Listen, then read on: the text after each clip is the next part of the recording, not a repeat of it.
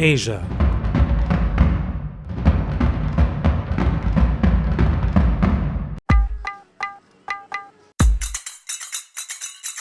For over 50 years, a high-speed economic success story. First Japan, followed by the Tigers, Korea, Hong Kong and Singapore, then the biggest of them all, China and India.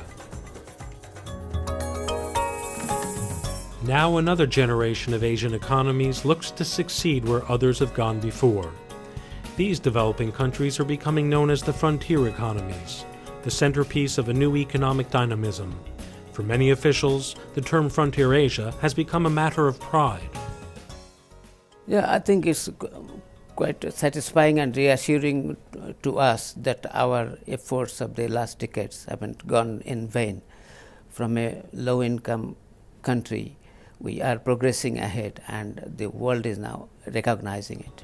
For others, Frontier Asia is a designation that does not quite fit how they see their place in the world. If you allow me, I like to tell you that I don't like very much the word frontier economy. Frontier sounds like suburb outskirt. I would prefer new emerging economy. It is a varied group. Farming countries, island countries, and landlocked countries. Over the past 2 decades, this group of about a dozen nations has seen rapid growth averaging over 6% a year. They have in common aspirations to move up the development ladder. A frontier economy is basically an economy which is a least developed country, but which has shown all the potential that it is coming out of that status to join the normal developing countries. Officials from most frontier Asian countries recently gathered in Thailand to compare experiences with the IMF and Japan's development agency. A generation ago, Bangkok was just emerging as a modern capital. Now it's the setting for a discussion of the challenges its neighbors face. The list is daunting. We have technology, but that needs a lot of upgradation, and perhaps countries like ours are always deficient in capital. So whatever efforts we make to mobilize resources, ultimately we have to inject fresh capital from abroad, either in the form of aid or say in the form of investment as well. Cambodia has a troubled past, and since 2 decades we are rebuilding, rehabilitating those physical infrastructure.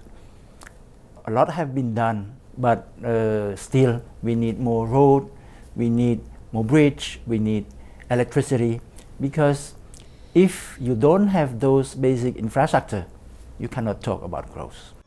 For some countries, progress toward emerging market status will create new challenges in the area of financing.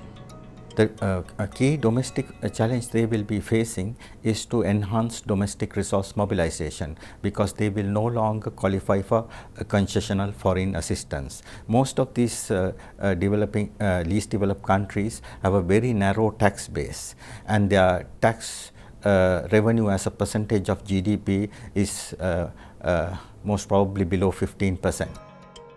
Some countries are blessed with natural resources that can make a huge difference in their development. Take Timor-Leste, which shares offshore gas fields with Australia. It's very fortunate for us to have that, because it gives us the necessary revenues to be able to finance our budget. So what we've done with this bonus is we created a sovereign wealth fund, so that often the revenues are above and beyond what is necessary for the budget of every year. And therefore what we do is we put all this money in a sovereign wealth fund, which we invest. Then there is the need to ensure that growth is inclusive, so that the fruits of development are shared equitably. Here, the support of the international community will be essential.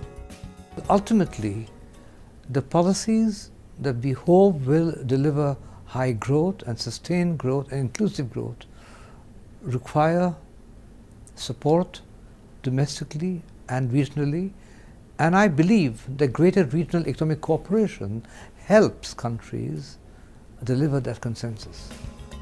The challenges for Frontier Asia are complex and sometimes difficult, but other countries have made this transition, and Asia's developing countries are well positioned to take pride of place in their region.